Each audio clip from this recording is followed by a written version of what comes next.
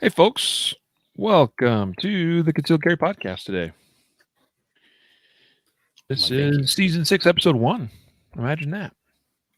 Yeah, Yeah, first show of April. indeed, it is. Welcome to April.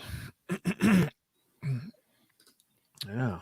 I don't know what that means for you, but for us, it's like one day's 35 degrees, and the next day's like 75, and then it's Oh, totally. you don't know Totally. what you're gonna get. Oh, yeah. Yeah. No, yeah, this is, and April tends to be one of the snowier months in Colorado, actually. Kind of crazy how that works. I would not expect that. Mm-hmm. Yeah, I don't know if that's going to be the trend this year or not, but it, most of the years I've lived here, there's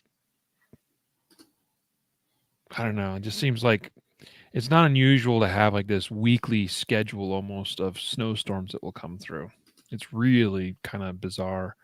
Where like I remember one year it was like every Tuesday there would be a snowstorm, like no joke.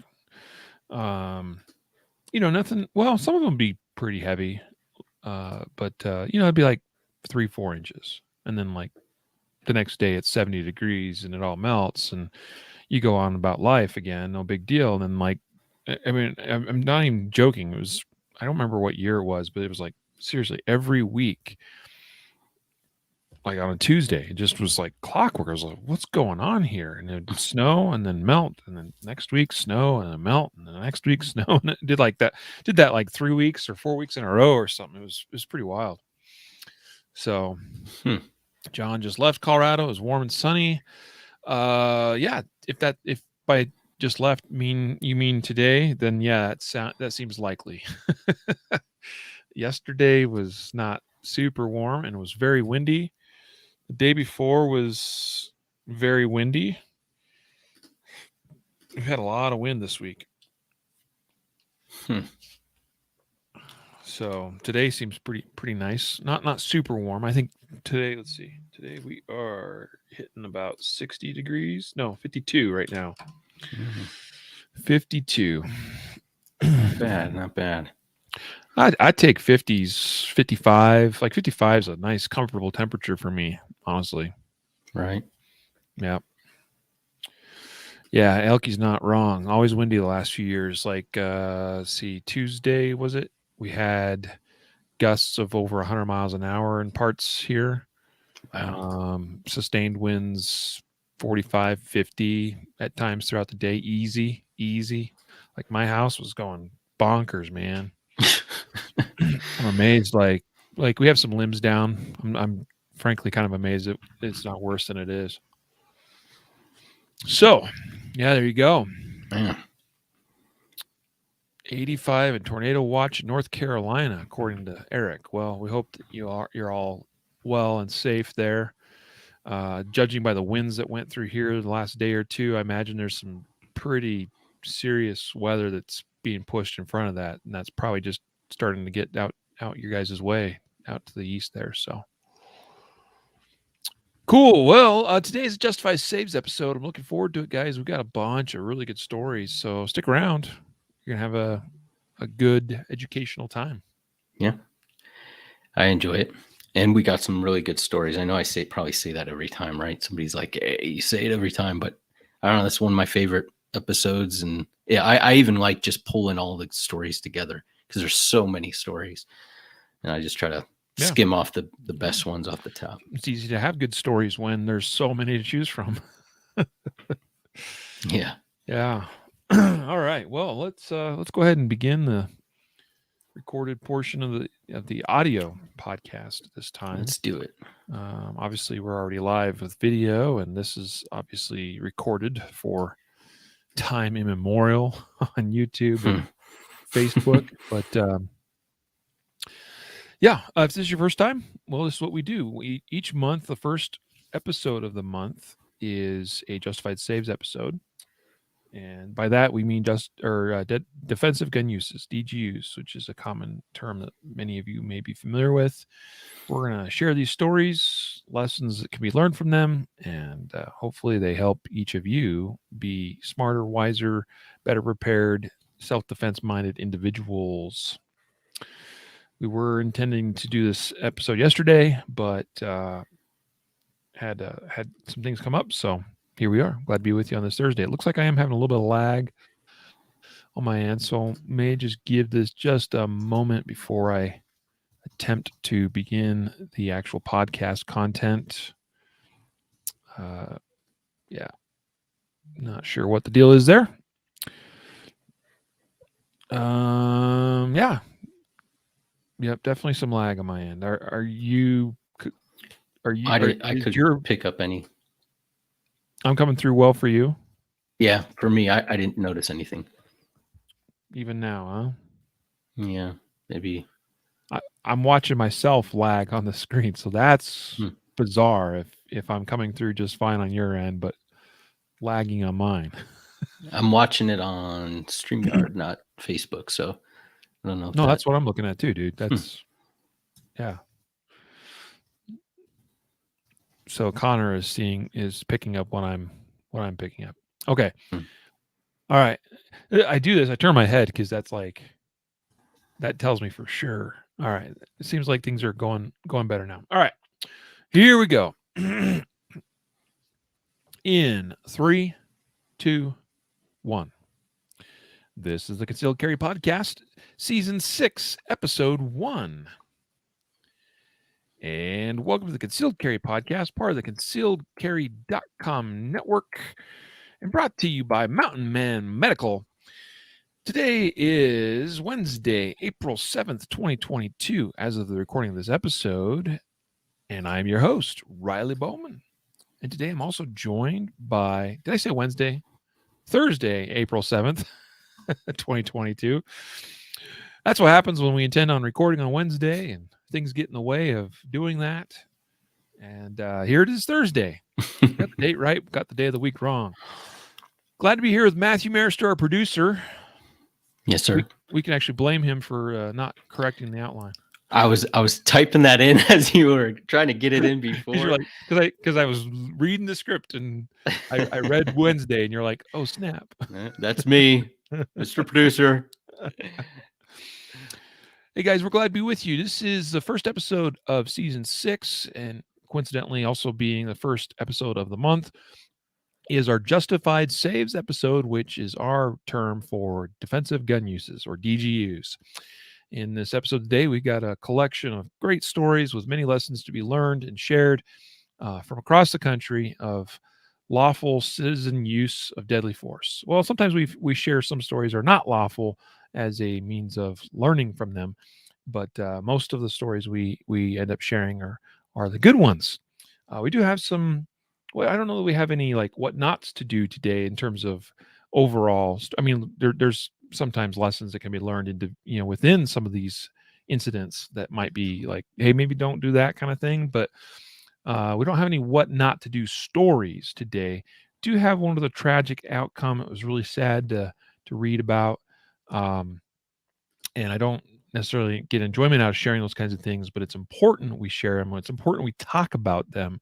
It's important that we, as self-defenders, as concealed carriers, as gun owners, as self-defense practitioners, that we think about these things, that we consider these things, that we have the right attitudes, the right minds or mindset, and we make the best decisions we can. A lot of times it's helpful to understand and make those decisions ahead of time where possible, at least to know, to be prepped of what to do if we find ourselves in similar situations.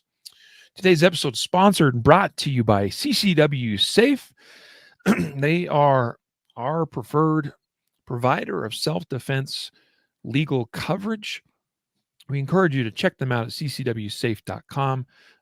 They are actually one of our sponsors each time we do Justified Save episodes because it dovetails so nicely. If you happen to ever be in the situation of like some of these individuals that we will talk about here today, and I hope that doesn't happen to you, just like I hope that you don't get in car accidents or other situations, accidents where your life and health and happiness is in jeopardy. Uh, like a friend of mine was talking this last week about having to do some work on his roof, and he was worried about falling off. Well, hopefully we have health insurance to help out in situations like that. Hopefully we have vehicle insurance to take care of the vehicle accidents and things like that. Why not have something that covers you in the event you need to use deadly force in defense of life? CCW Safe is the answer, I think. I think they have the best coverage, but they more importantly, they are the best people I know in this industry that is in this line of work. They stand behind their product. They stand behind their people. They're the only company I'm aware of still to this time that has successfully gone through an entire first degree murder trial and successfully backed their client and won that trial. And if that was a justified situation that just happened to swing the wrong way for that person. If you want to learn about that, actually, you can learn about the Stephen Maddox trial on CCW Safe's website. It's a pretty interesting read. They have a whole series of articles talking about everything to do with that incident and about that trial. So go to ccwsafe.com today. Consider signing up, please. Also, podcast listeners can save extra by using the discount code CC Podcast at checkout to save on your CCW Safe membership. And our Guardian Nation members save even more. So please go to ccwsafe.com today. Now, our other sponsor today is Mountain City Supply, makers of fine ammunition here in our state, our home state for concealcarry.com, not Matthew's state. He's somewhere else entirely. But Mountain City Supply is located locally to us, making fine ammunition. And the cool thing is most of their stuff is in stock a lot of times. They're constantly churning it out, selling it typically as it's made. And I'll tell you, the people there, also top-notch people that truly care about making a quality product and also listening to customers. I actually just got off the phone with the owner, Chris, right before we started this episode, Matthew. In fact, he called me as I was doing episode prep and had some questions, something that he wanted to ask me about, get my feedback on. That's how much they care about making a quality product. Go to mountaincitysupply.com and buy some ammo today. Like I said, I just checked a little bit ago. They've got 9mm in. They've got 45. They got 380. They got some 38 Special and 357 Magnum, which is hard to come by in today's market. And they have some rifle calibers as well. They actually just sold the other day some 300 Blackout. I know they're trying to make more of that. It may or may not be in stock today. I'm not sure. 223 or 556 they've got as well. So go check them out. MountainCitySupply.com. All right. We appreciate your support of them. Guardian Nation members, by the way, get a discount off of ammo on their site. For all the rest of you, well, that's reason enough to join Guardian Nation. All right. Thanks for our sponsors today. Let's get into our first story. Matthew, tell us about this. Philadelphia customer turns tables on suspected armed robber, shoots him with his own gun. And in fact, this story has an interesting line in it. And it's kind of where the title of today's episode came from. He pulled a Bruce Lee move. I'm really intrigued by that. Tell us more. All right. So unsurprisingly, this happened in Philadelphia. Apparently at 1 a.m, just a cautionary tale not to go to a marijuana dispensary at 1 a.m. But a couple guys go into a marijuana dispensary around 1 a.m. They start to use the ATM machine inside to get some cash, presumably to buy something inside the store. And a guy comes in and tries to rob them of their money that they're getting out of the ATM, the cash. From what the news report from Fox News says, one of the men at the ATM, a 45-year-old, pulled a Bruce Lee move, in quotations, on the suspect and managed to get his gun and shoot the suspect. During the incident, the 45-year-old accidentally shot his 36-year-old friend in the shoulder. Okay, that wasn't part of the Bruce Lee movie. That was an accident, apparently. And so the guy gets shot. He flees, gets in a car. Police find him blocks away. He's dead in the vehicle. And the shooter and the Bruce Lee guy and the guy who got shot in the shoulder, they're also gone. They got presumably in a car and went to the hospital to treat their buddy for the shoulder injury. Police end up tracking them down, and they're supposedly cooperating with the police. It doesn't look like charges are going to be filed. It seems like a pretty cut and dry act of self-defense here. But yeah, obviously this ended well, right? For half of the robbed couple, the victims. But what jumped out at me is, I kind of led with that is probably at 1 a.m. Don't really want to be going around to the marijuana dispensaries if you can avoid it, right? So yeah, that was kind of my takeaway, other than the fact that we don't have a lot of detail as far as what the Bruce Lee move was, but it was pretty cool that he was able to disarm the assailant or the attacker and use the gun against him instead of being and his buddy. But we'll kind of yeah, I don't know. What do you think, Riley? No, you're not wrong. I mean, it's kind of like the old the first thing here is don't go to stupid places at stupid times and do stupid things and with stupid people or whatever. I don't know, but however the saying goes, you know what I mean. Yeah, going to a smoke shop at 1 a.m. probably not the best way to spend my time. Yeah, so there's that. This whole Bruce Lee move thing is interesting, and that's in quotes in the article. So that must have been a statement from one of these individuals involved. That's so it's not common to see gun takeaways successfully done in a so-called Bruce Lee move fashion. And a lot of the stuff we see out there on the internet, including that guy from Detroit, is not like it's not the way to go. A lot of times attempted gun takeaways, the way they're taught, are not going to be successful. Where I see gun takeaways being successful is when our threat is within arm's reach and the individual is able to simply immediately react as part of the gun being drawn on them, before the gun can really get up on them and the finger on trigger or that kind of thing, and they simply get a hold of the gun and get control of it. There's rarely anything flashy, fancy, consistent about gun takeaways other than you've got to gain control of it if that's going to be the play.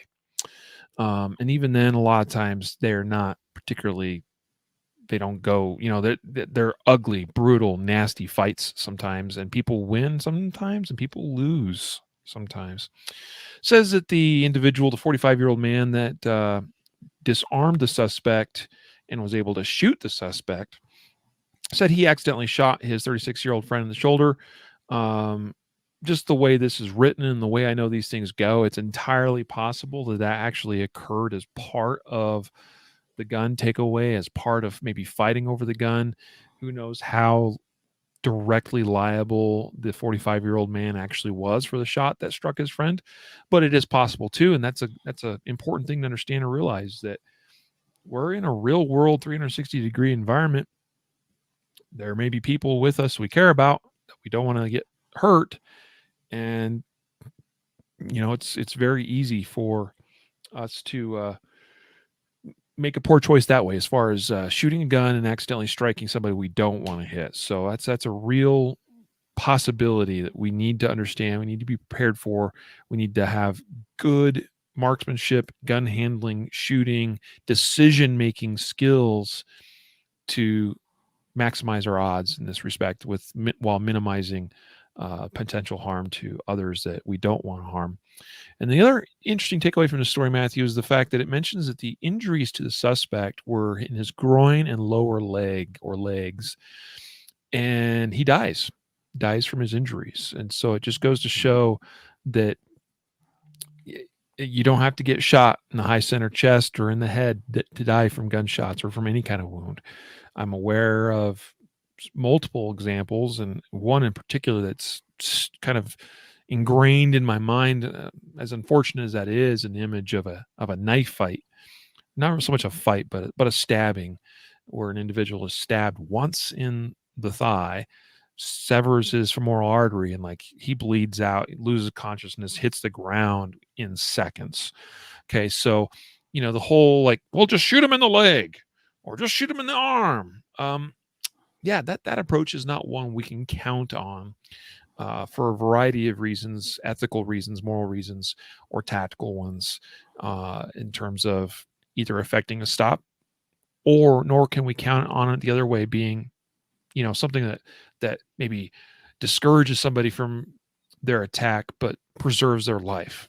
You can shoot somebody once in the leg and they might die from it. So anytime projectiles, stabbing objects, etc., enter someone's body, there's the potential for death. It just depends on what blood vessels, veins, arteries, organs, etc., are present. The suspect here jumped into a Toyota vehicle that was stolen. Apparently there was a getaway driver from the sound of it, because it specifically said he got in the passenger seat and was driven away, but he died 2.5 blocks later. That's as far as he got. So crazy stuff there. Yep. Not good. But don't count on those Bruce Lee moves. I consider those to definitely be last resort options for sure. When it's like, something's going to go, like, that you're going to die here in the next second and you don't have any other option. Well, that's the time for that last resort move, which is get your hands on the gun, get control of it, get control of the suspect's arm that's got that gun. We want to get control of them so we can affect that takeaway. So some of the takeaways that I've seen captured on camera appear to not be with full commitment. I think you know what I'm talking about, Matthew, where you see someone kind of make a move for something, but they don't fully commit. That's usually where it goes really badly. Just a thought. Yep. Absolutely. Next story from, by the way, that last one was on foxnews.com. This next one's from sbsun.com. This comes out of San Bernardino, California area. This is the tragic story that I referenced earlier in the intro of the show. Man, an ex-girlfriend found dead after he broke into her San Bernardino home, police say. I remember coming across this story and was just, devastated when I read it. This unfortunately involves a woman, I think is a mother of 3 children, who were all in the home at the time. She had an ex-boyfriend. Obviously, things fell apart there. I suspect that there was some domestic violence or something, that had existed previously.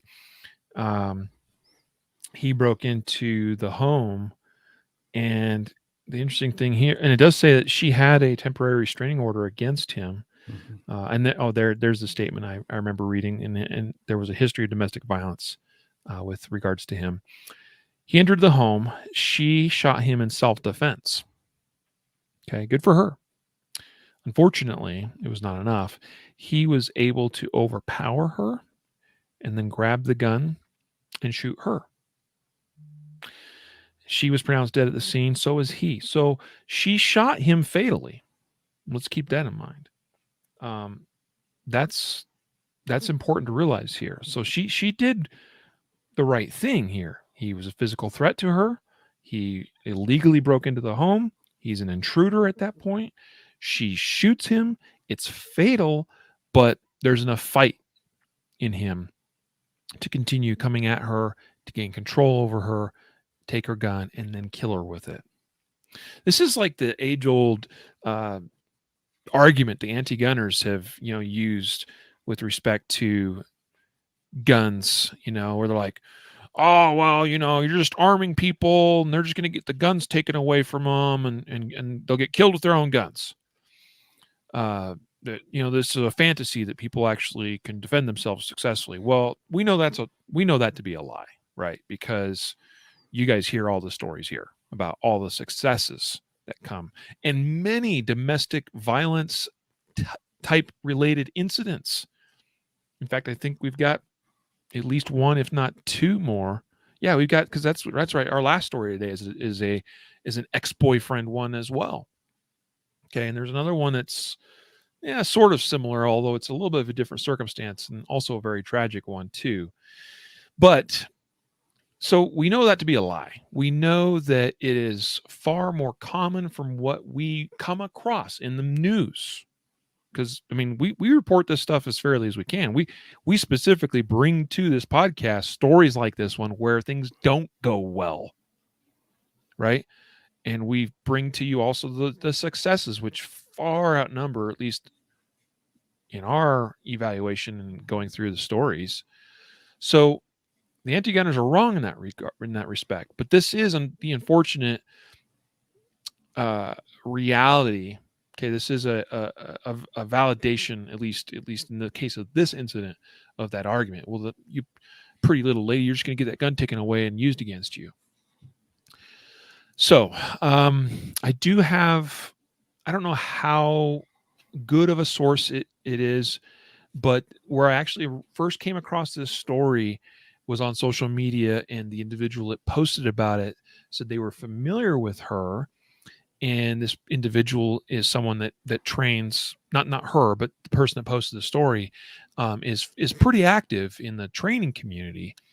And I asked the question about it. You knew her, so like we had a little exchange about her level of training, and it was essentially known that she was not particularly well trained with that gun. So that's, I guess, where I'm going with this story, Matthew, is like the big takeaway here is, well, there's two big ones. Number one, just because we shoot somebody, even fatally, or what will be a fatal gunshot wound, does not mean that they are immediately incapacitated in all cases. I think I even shared with you and some of the guys on our team a video of a woman that stabbed a police officer and was shot multiple times, and she continued moving about and continued presenting a threat, kept holding on to the knife that she had. So, and she was shot multiple times, presumably fatally. So just because you're shot or just because you shoot somebody doesn't mean that's going to be immediate incapacitation.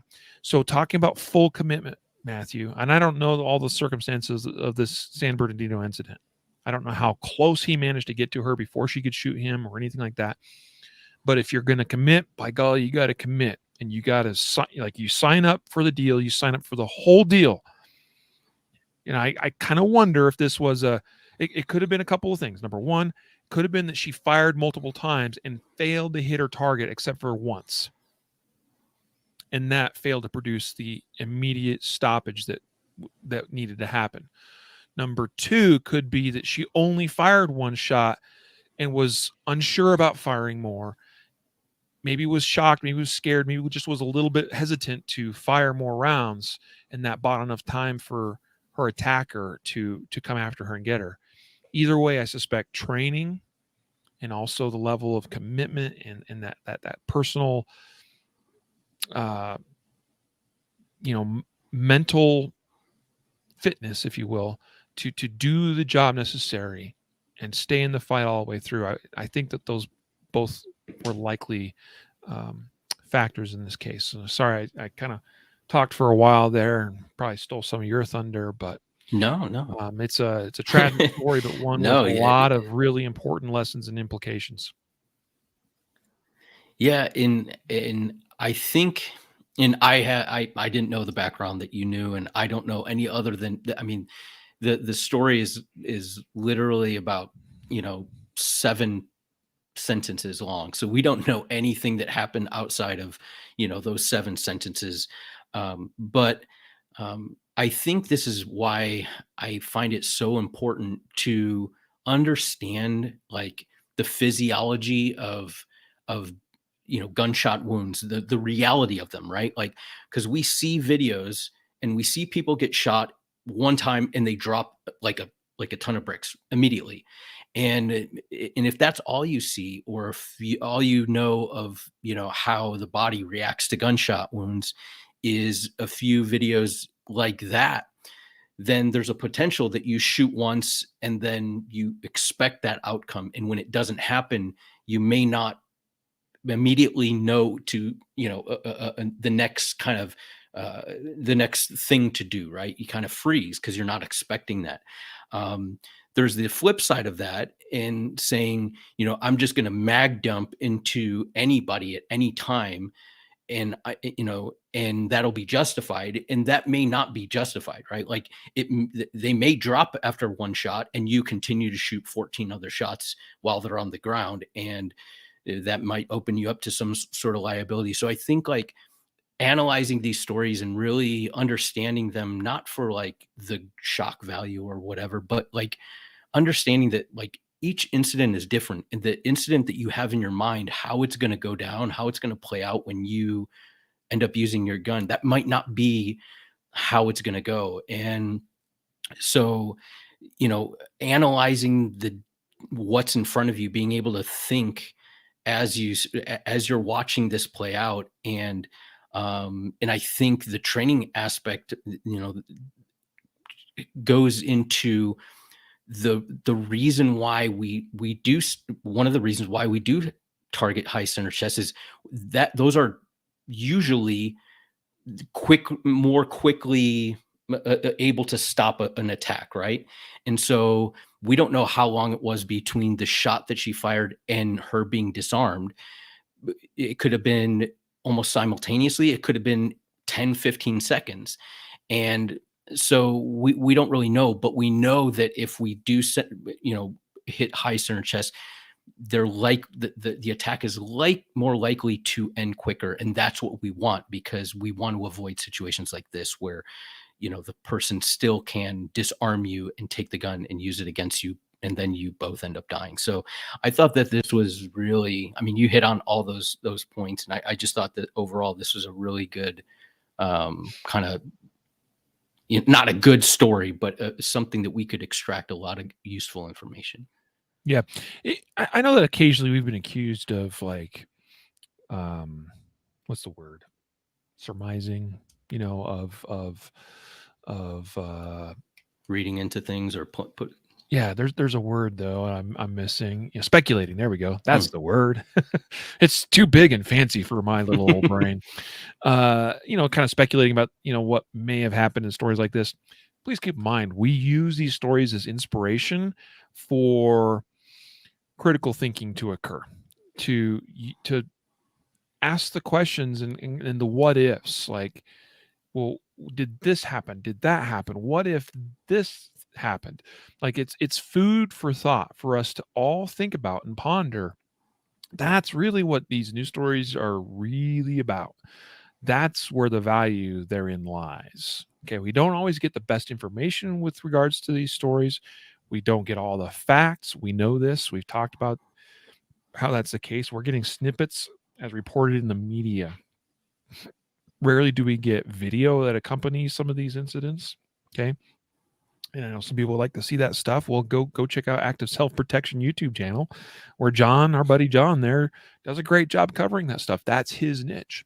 Here we talk about the other stuff that usually there's not video of, and we ask the what ifs, and it's a very good mental exercise to consider these things. Let's go to the next story. This next one is from woodtv.com. That's a doozy. Wood TV, WOODTV.com. Apparently out of Michigan, Grand Rapids, Holland, and Kalamazoo. This story is out of Byron Township, Michigan. And apparently that's Kent County. Homeowner who shot intruder had to do it is the headline of the story.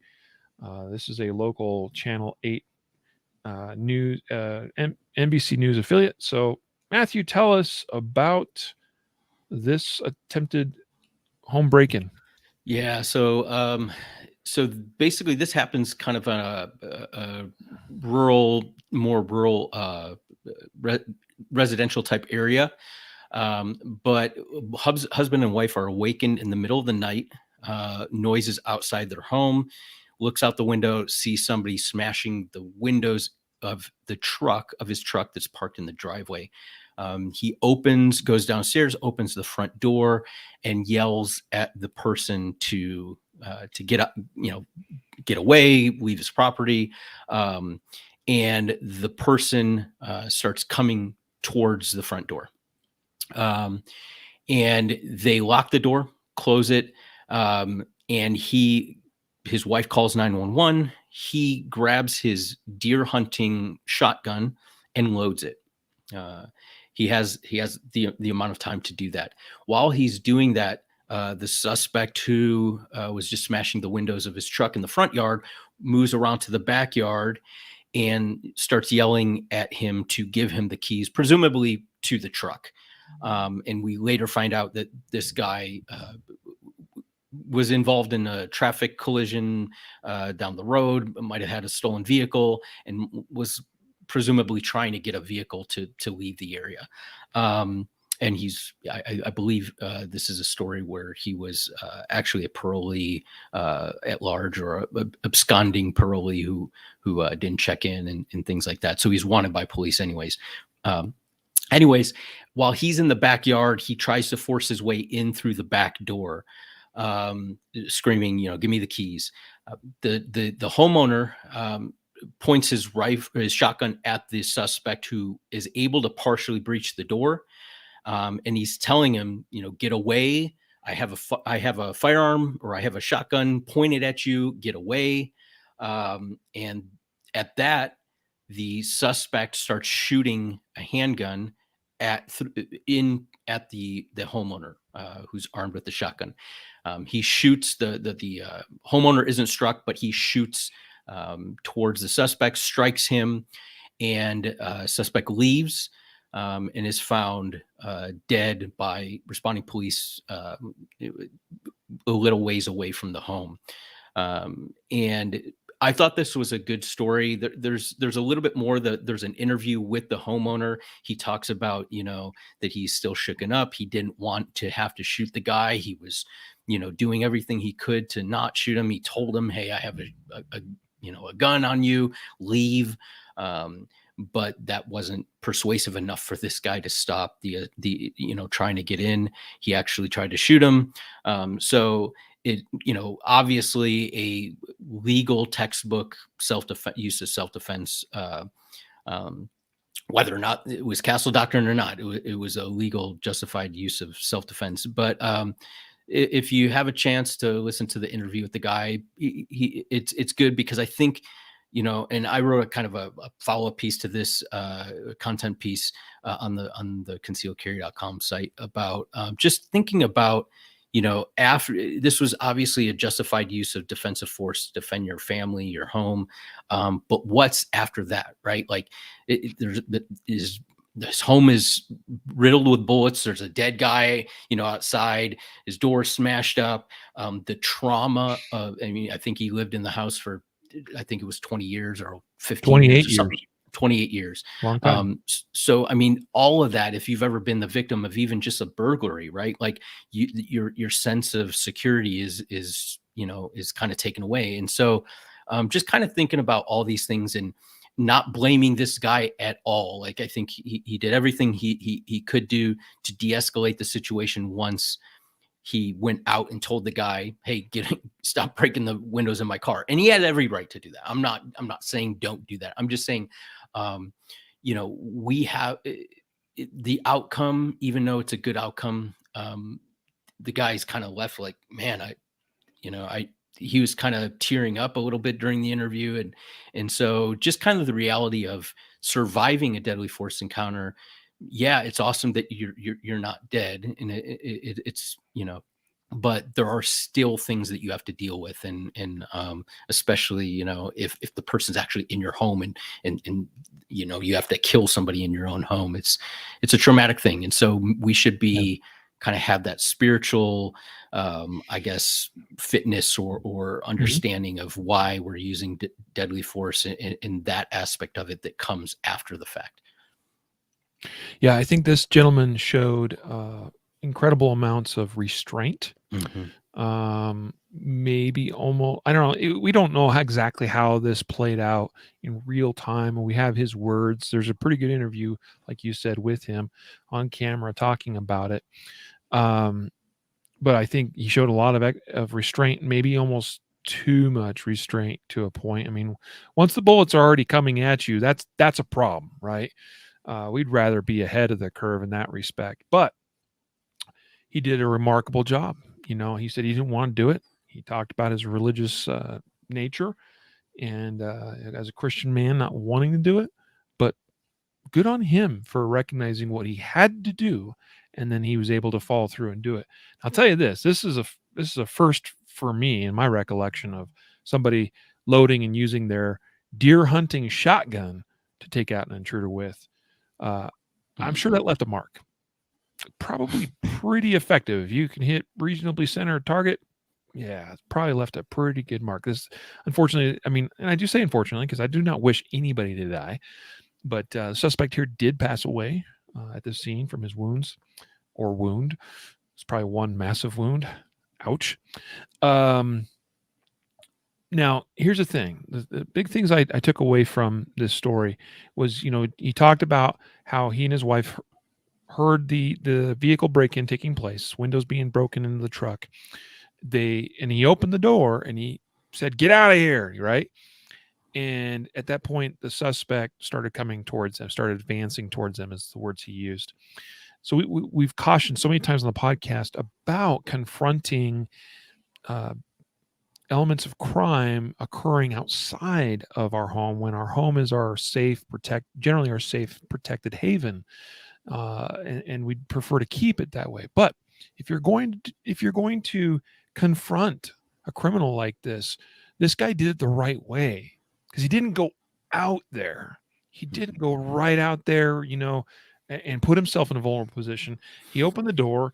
He called out to him, said, "Get the heck out of here." The guy started coming to him, and he said, "We closed the door and we locked it." Good on him. They handled that absolutely the right way, and I got to give him mad props for that. Okay, that was wise. That was smart. And at that point, that's when he armed himself with the shotgun. I mean, might have been better if he was armed with it sooner, or maybe if he had something staged that was more ready for use. But he did everything he could, and he did it pretty well. This guy at that, the unfortunate thing is by them confronting him, it seemed to maybe escalate it from that point forward, because then the guy, his attention was turned towards them, turned towards trying to come into the home, turned towards trying to get the keys to the vehicle or whatever. And so maybe that might not have happened had they not confronted him. But we don't know that for sure either way. So the point is, though, they did what was within their legal right to do so. They did it pretty smartly from a tactical perspective and a defensive one. And then when the guy gained entrance to the home, they responded with lethal force against a lethal threat. As we know, again, the bullets were fired in both directions in this case. This man is fortunate, and I'm thankful for that. I'm glad that he was able to come through unscathed. So good on him. We have a comment from Christy on Facebook. She's an instructor up in Michigan. She says, "We don't have castle doctrine. We have a rebuttable presumption and no duty to retreat in this situation. They aren't even charging him. The guy violently breached the door with a gun as well. So happy they are okay." Yeah. Cool. Good stuff. And thanks for your comment, Christy.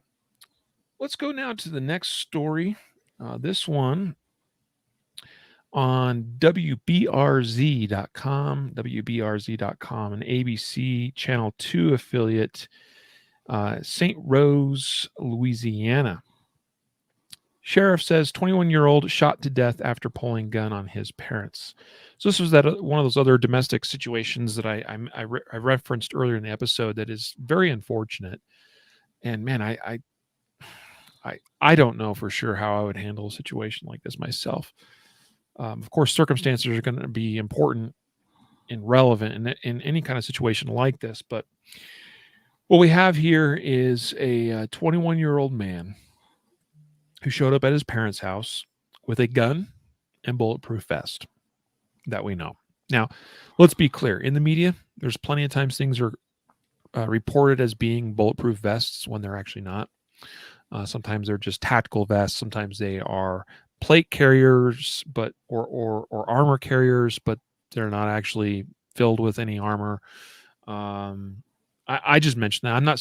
I'm not calling BS on this particular reporting. Just saying that is a reality that we see these types of things reported from time to time, and we got to take it all with a grain of salt.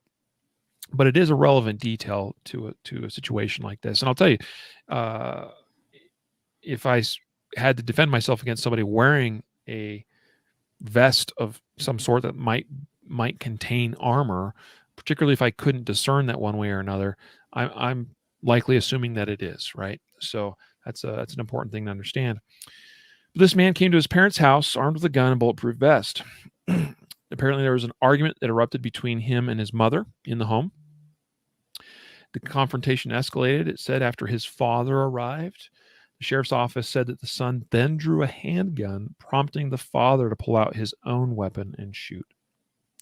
The 21-year-old, whose identity has not been released, died from his injuries. Unfortunately, according to the sheriff's office, the son had a history of unstable and violent behavior. He previously underwent mental health treatment. It seems that he lived somewhere other than his parents' home. He's obviously of an adult age, including federally, handgun legal owning age, 21 years old. Had a history, mental health history here, unstable, violent behavior in the past. Perhaps he was prohibited from being able to own or possess firearms. Don't know for sure one way or another here. Seems like that might be likely.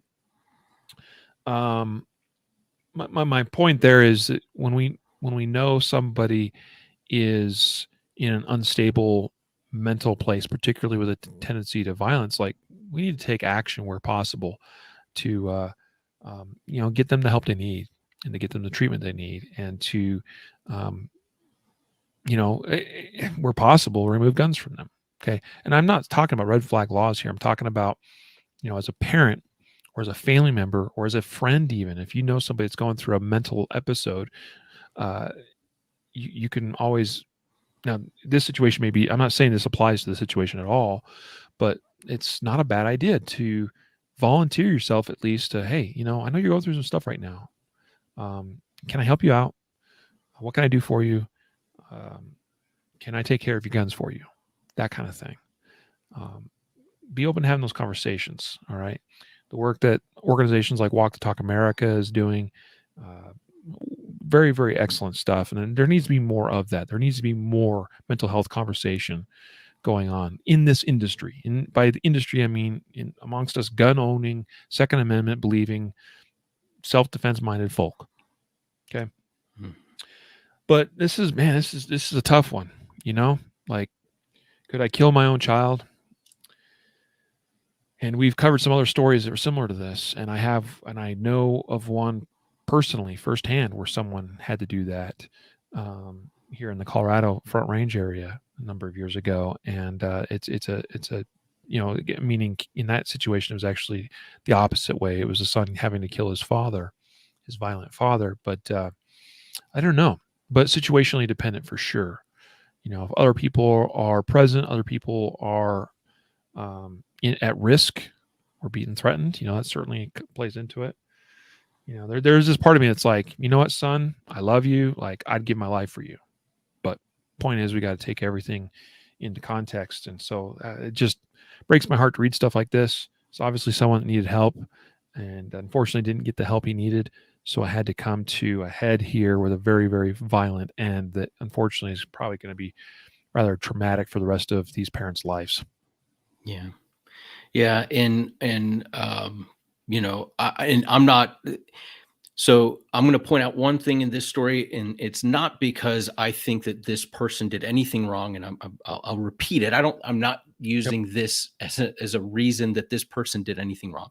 But sometimes when we read stuff like this, we can gloss over a statement.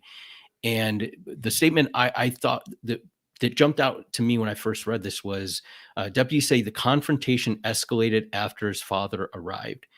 And so I paused at that and I said, okay, like, was there, and I'm not saying that there is, so anybody who's just tuning in now, I'm not saying that there is, but was there a possibility to de-escalate the situation instead of escalating, right? Or and so Yeah. this is just kind of dovetails into a conversation I know we were having, like for the Guardian Live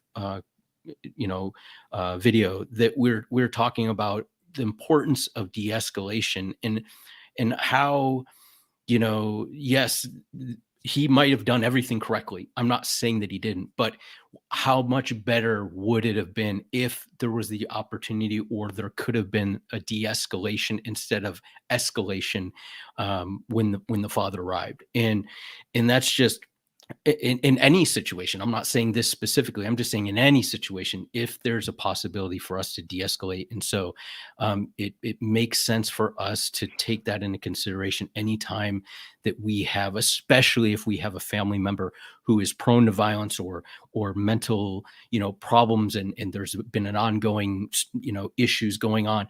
What are our, you talk with your family, what are our protocols if this person arrives at our house and starts doing this, right? Like, and paying attention to, or trying to learn how to de-escalate. What are some things that you can do?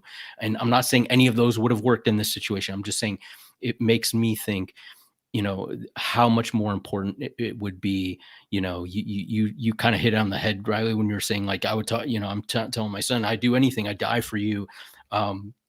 Those are all sort of de-escalation, if you're having that conversation. And so, again, not saying that Yeah. he didn't do that. I'm just saying, that when I saw that kind of popped out at me. Yeah. We let me touch on one more thing here. And this is tough. This incident could have gone one of a couple of ways. Okay. We know how it ended here, in the father shooting the son, and likely saving the father's life, and perhaps and likely his wife's life as well, the mother's life. Sure. Had he not done that, what might have happened? It's entirely possible this would have turned into a murder-suicide. Okay, and that would be unfortunate. Okay. It's also possible that the son may have killed his parents and then went on to continue to commit other violent acts, including murders of other people. We've certainly have seen, if this is truly an unstable person, which appears to be the case, that could happen. Now, here's the thing: we cannot make deadly force, justified deadly force decisions based off of what we think might be a possibility of happening down the road. Okay, that's not how it works. Justified deadly force almost always has an element of imminence tied in. Okay, that means a threat in the moment, right here, right now, in this place, not something we think might happen down the road. Okay, so that's important to recognize. So I only add that element, though, just as a food for thought. It's like, well, I ask myself the question, like, with respect to wrapping my head around taking my son's life. Okay, in defense, on the one hand, it's like, you know what, I'll give my life, and like, so be it.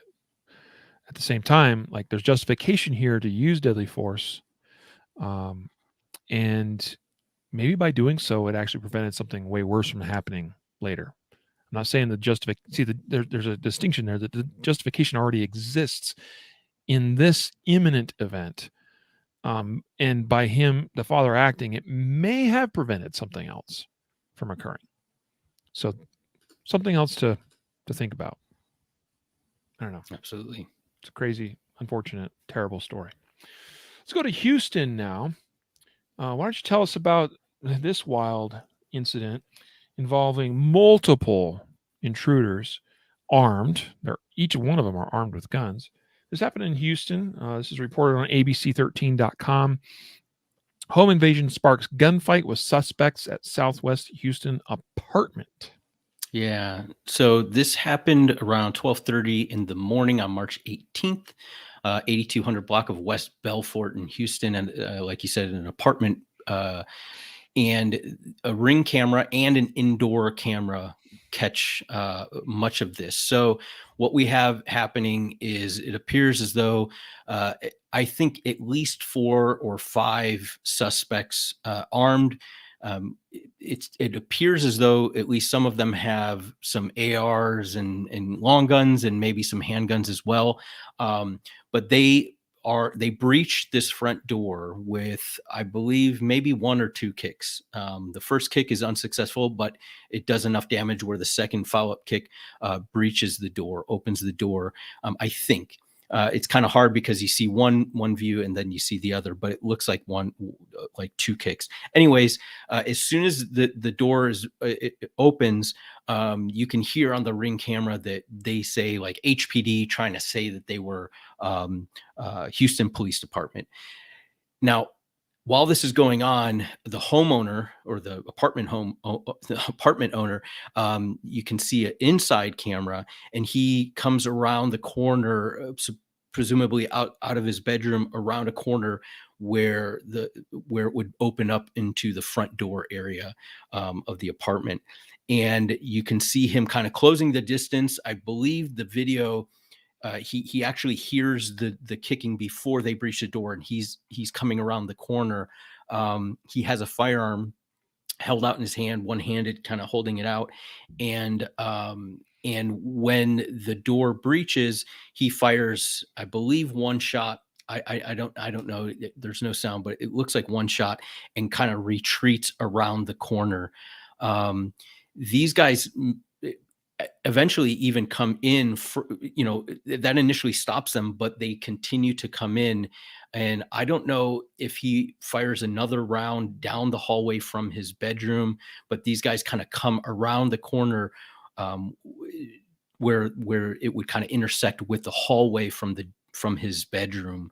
And then you see 2 of them kind of retreat back. So I'm presuming maybe another shot was fired.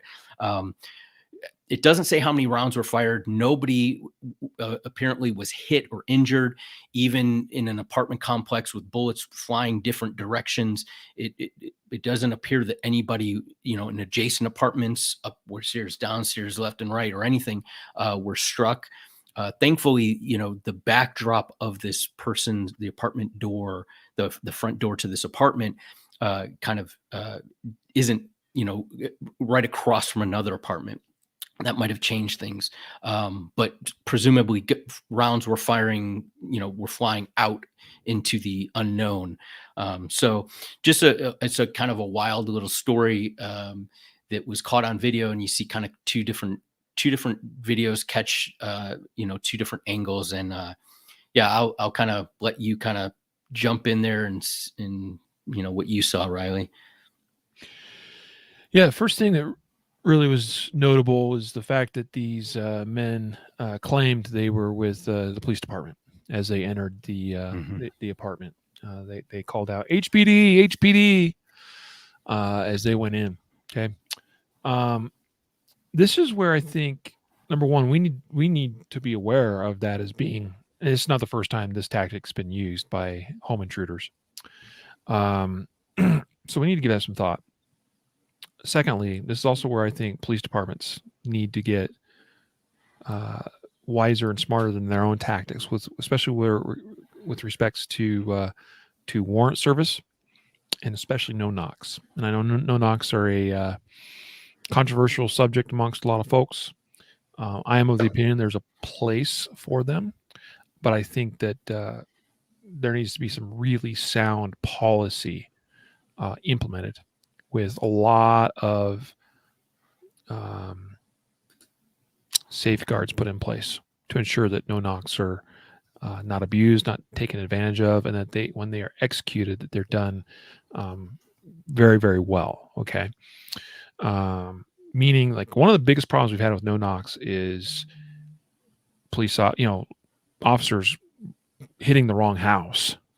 Like, that's a problem. That's where you have them coming in through your door, you're the innocent neighbor, and it's really the people next door they meant to hit, and you've got HPD being yelled as someone breaks into your house. Like, to my knowledge, I'm not doing anything right now that would expect a visit from the police like that. So I'm going to assume that they are probably pretending to be cops, right? That they're like these guys. Okay. That could be a problem. If, so that's where I say, I think stories like this, I hope Houston PD, sees this incident and goes, we need to, this is a tactic, and we need to take this under advisement as far as how we are conducting warrant services. The other thing here is I estimated about 3.5 seconds from the first kick to the second kick. So it was no, it wasn't really a kick. It was a kick and then 2 strikes with the shoulder on the door before it gave way. Okay, it's about 3.5 seconds. That's not a lot of time. So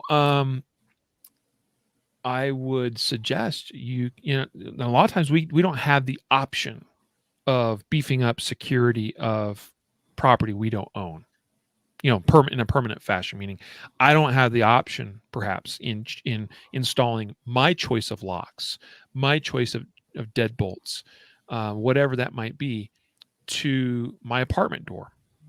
Okay. But there are some other alternatives, some aftermarket products, various wedges, brace kits, things that are non-permanent and non-damaging to property that you can buy online, that you can use as additional security for things like your doors, and especially for your apartment doors. So give that some thought, because that would have certainly bought this man some more time. There was not a lot of time for him to respond and react to this very, very deadly threat. Okay. Finally, he goes out. He goes to the door. And what I believe we're seeing there for a few seconds is he actually ends up coming face to face with these guys through the doorway. That's not maybe the best way of handling that kind of situation. And I get that maybe not everybody listens to this podcast, and maybe not everybody has the perspective that of how some of these break-ins go, and that we're seeing a lot of these examples where there's multiple offenders, and that they're carrying guns. Sometimes, in this case, we had 2 guys with handguns, 2 guys with carbines. That's a losing gunfight in many cases. If you're going to them and facing off with them through your doorway, or even in your living room like that, you want to have a plan in place of where you can take up cover and gives you the advantage, where it forces them to come to you and forces them into a fatal funnel of some kind, if possible. Okay. That stacks the odds in your favor in a much bigger way. And then finally, you've got, like, we can't do much about these guys shooting rounds at you and putting rounds into your neighbor's walls, okay, in an apartment like this. But you've got to be very accountable for the rounds you fire, if any are fired. So those are the lessons I took away from this story. Agreed, man. Good points. Philadelphia, CBS 3 reports Dollar General manager shoots, kills attempted robber inside North Philadelphia store. This happened just about a week or almost 2 weeks ago now. It said here, a store manager turned the tables on would-be thief. A gentleman came into the store to rob it. Initially, it doesn't sound like he presented a weapon. He went to one of the store clerks and asked her to open a register. She recognized what was occurring, and she signaled to the manager. The manager came in, stepped in, tried to speak with the would-be robber, but that's when the situation escalated, it says. At that point, the robber said he had a gun and demanded money. The manager then pulled out his own gun and fired 2 shots. Now, this is where reporting gets kind of wonky sometimes, right? Because it tells us in one sentence, he said he had a gun. Now, I might very well choose to believe that, and I might have a reason to do so. I might have just articulable reasoning of, well, he said it as he was poking something through his shirt or jacket or whatever, like, and whatever. But it then tells us how, in another part of the article, how he had some kind of simulated gun. And then another part says it was a shape of a gun and it was covered in plastic. Either way, it seems that the manager read this for what it was, viewed this as a lethal threat. Now, in some states too, the commission of a robbery itself may be justification enough to use deadly force. Check the local and state laws of where you live. But in this case, it appears we had a gun, or at least believed to be gun. It turns out it may have been a fake gun. Doesn't really matter, right? And the manager pulled his own gun, firing 2 shots, one of which at least hit the suspect in the head. He died at the scene. Bravo, bravo, Mr. Dollar General Store manager. That's pretty phenomenal. I mean, because it appears that at least we went from, oh, hey, it appears like there's a robbery. Let's try to, let's talk this guy down. Let's use our words, essentially our verbal judo. But then it escalated. Went to, now we've got lethal threats. I've got a gun. The man starts drawing a gun, pulling a gun, indicating he has a gun, whatever it is, and the rest is history. So I gotta applaud this store manager, and like good for, actually doesn't say, I don't think if it's a he or she, but he or she, good job. Yeah, I mean, I don't have anything to add other than most of the time, we don't have simulated weapons or actual weapons, or so it's one of those things where, if it's obvious that it's somebody's finger and they're saying, I'm going to shoot you, right? Like, that's not a simulated weapon, right? In this case, it seems like the person had something inside a bag or was purposely obscuring it so they wouldn't see that potentially wasn't a firearm, but we're using it in every other mannerism and threatening an indication that it was a firearm and that they were intending to use it. So I think that's the distinction here. And I think that, like you said, it was awesome discernment and restraint. And when the time came, they responded appropriately. So let me just say something here too, that unrelated to this incident, but I noticed at the bottom of the article there's a sentence with a link that says, for a list of gun violence resources in Philadelphia, click here. And I clicked because I thought, well, I wonder what this is about. Not sure if this would be anything to do anti-gun or anything like that. I mean, when I hear the words gun violence, that's a very that's a terminology that's been popularized by the anti-gun side. But I got to give CBS 3 in Philly here some mad props, because you click on that link and it lists out all of the relevant victim services numbers for all the different parts and jurisdictions of the city. It lists out for survivors and their loved ones a bunch of different numbers and of different organizations, nonprofits, etc., where you can reach out and get help. For families, including families of murder victims, bam, more numbers. For kids, great, more resources there.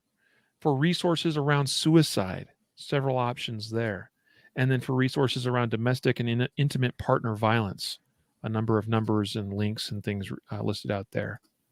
So, and then it says at the bottom, this list was originally compiled for public use by WHYY's Billy Penn. Bravo. Seriously, like, I've never seen that on a news website before, at least like that, and attached to a story like this. I mean, this is a story involving justified use of deadly force in defense. It's successful, like, good on them. But then, boom, here's some resources. If you're impacted by murder, by violence, if you're a victim, if you're a survivor of violence, a victim of violence, whatever, bam, like, that is cool. So, yeah, very cool. Props. I just wanted to point that out. Last story. Police. Woman with 3 children kills ex-boyfriend who broke into her home. This on 8newsnow.com. This is out of Las Vegas. You want to tell us about it, You Matthew? want me to take this one? Sure. So this is, you left the sad one for me. All right. So Okay. so basically this is another domestic violence incident similar to the one where we had the ex-boyfriend and the girlfriend who both end up dying. This is a little bit different, but the ex-boyfriend comes to the house. It tries to break into the home, and the ex-girlfriend is there with her boyfriend, and I believe she has a child there, but yes, Three there are small three children. So there's three children and her new boyfriend. She produces a firearm, doesn't shoot the ex-boyfriend, but he leaves. Presumably goes out to his vehicle, gets a gun, and then comes back into the house, points the gun at the new boyfriend's head, and the ex-girlfriend ends the threat quickly, and nobody else besides the ex-boyfriend is shot, and nobody else dies other than the person who broke in, the ex-boyfriend. So this is a little bit of a different story, conclusion to a similar story. The only thing, and I'll hand it over to you for like all the tactics and points to pick out. My only thing is oftentimes you hear in the media, and anti-gun people will say, well, guns are usually used in domestic incidents against, another person that the victim knew. So kind of saying that it's not just a bump in the night from a random stranger. And certainly there are many of those, and we've covered several of them, but we've also covered known acquaintances of ex-boyfriends and exes, even a son. And so that is one of the red herrings or the straw man that anti-gun people use to try to say that guns aren't really used in defense because they're used against people that supposedly would not have been, you wouldn't have had to use deadly force because they were an acquaintance. That's kind of the perception with that line of thinking. So just when you start talking to somebody and they start bringing that up, remember that that's kind of, they're trying to discount situations like the three that we've talked about in this incident where the victim knew the suspect and probably would have died had they not used a firearm. Yep. I thought this was a phenomenal story. Terrible, again, because of the domestic violence piece of it. And the fact that this ex-boyfriend sees fit to come in and harm this woman and her family and her now current boyfriend. But phenomenal in that she's the one. I mean, like, her boyfriend should be like, he should be super proud of her. Mm-hmm. Right? Like, this is just remarkable. She's the one that's armed with a handgun when the man comes into the home. Somehow it's her boyfriend that's taken hostage by the ex-boyfriend. What's up with that? This is just really, really interesting. How this all developed. The fact that the ex-boyfriend initially came in, she said, "Hey, look, I got a gun. Like, you better get out." He gets out, but then he comes back in with the, he clearly got his own gun, then came back in. Like, the intent there is clear. It is not good. And he manages to take her boyfriend hostage, and she shoots the ex-boyfriend while he's got her boyfriend held hostage. That is a critical moment. That's a critical shot. I mean, as we read the article, it says here, get this. Once he entered the residence, this is when the ex-boyfriend comes back in, the male put the gun to the boyfriend's head that was inside the house. At that point, the woman who lived inside the house fired one round, striking and killing the ex-boyfriend. It had to have been a headshot. As I read that, like, she fires one time, strikes and kills him, and prevents him from killing her boyfriend, who has a gun to his head.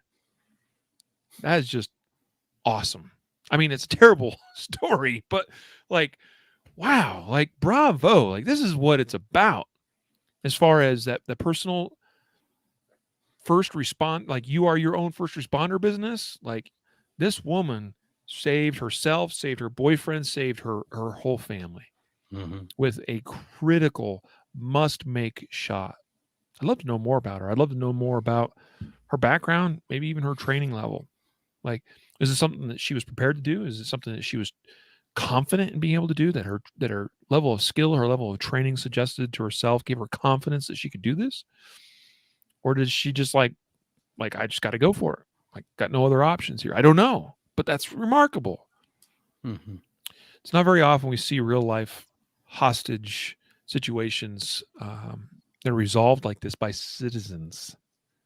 Yeah, we see a few with law enforcement, but this is a very unique situation. So, yeah, I mean, do we have to practice specifically the idea, the concept of needing, of having a hostage taker and needing to place that well aimed shot into the head of the hostage taker? I don't know, but what I can tell you is practicing your skills to a higher level than maybe what you think you need, being able to make shots with a high degree of precision, those are good skills to have. Validating those skills in things like even competitive shooting is not a bad idea, because it's very common we see no shoot targets placed over top where they're covering most of the target we're trying to shoot. And that's a great test of skill to make those critical type shots. I'm not trying to equate that with the real life thing, but that it is good, relevant, validatable, if that's a word, training. I think it's awesome. So bravo, well done, excellent story. Glad to end on that note, because it ends happy, at least as far as the people that should have walked away did. Okay. Right. And that's the way we wanted to go. Right on. This brings us to a conclusion of today's episode. We appreciate you guys for being along for the ride. Hope you got something out of today's Justified Safe Stories, and that you go forward from here and have some things to think about and ponder and consider, and hopefully it also encourages you to get out and practice and train a little bit more. Okay, I'm always trying to push my skills to the next level, because I feel like as long as I'm moving forward, I'm not moving backward. Skills do perish. Skills do degrade and deteriorate. So I'm always trying to push forward. Yeah, is my current skill level probably more than what is needed for the average person? Yeah, in like 99% of situations, probably, as far as my shooting ability. But always trying to move forward, trying to do more, try to get a little bit better. Before I let you go, today's episode giveaway winners. We want to announce those folks. Each week we do the giveaway. You can sign up at concealedcarry.com/podcast prize. Matthew oversees that. And this week we're giving away what? We're giving away that Pitbull Universal Magazine carrier. Awesome. Yeah. So we got a Pitbull mag carrier giving away. So one lucky winner will be announced here momentarily. But what are we giving away in next week's giveaway? Did he fall asleep? The next, I think you froze for a second. The next prize we're giving away is a 2A Defender T-shirt from the concealedcarry.com apparel store. Cool. All right. So the 2A Defender T-shirt. I imagine that when the winner for that one is picked, that you'll be contacted by Matthew and you'll be asked for your size and all that. Okay. Speaking of which, this week's winner will also be contacted and given an opportunity to reply and claim his prize, the Pitbull mag carrier. So who is our lucky winner? The lucky winner is Edwin E. Last name starts with an E as in Edwin. So Edwin E. Congratulations. Yeah. And if Edwin goes by Ed and his last name starts with E, he's just Ed E. Ed E. Hey. Congrats, Eddie. Yeah, so we'll get you that Pitbull mag carrier as soon as we hear back from you and you claim your prize. Folks, sign up again, concealedcarry.com/podcast prize. One final shout out to today's episode sponsor, CCW Safe. Again, you can find out more about them, learn more about their services at ccwsafe.com. And also our other sponsor today, Mountain City Supply, mountaincitysupply.com. That'll get you to their site and buy some ammo. I'll tell you what, guys, ammo is hard. I mean, it has gotten a little bit easier, but it is still kind of scarce, and prices are still higher than what we'd like them to be. Mountain City Supply prides themselves on making quality product at a very affordable, very competitive price, and it's made right here in the USA. So you got that; they got that going for them. So check them out, mountaincitysupply.com. We're gonna let you go, guys. Till next time, we bid you adieu. A reminder to train right, train often, and train safe so you can fight hard, fight fast, and fight true. Take care.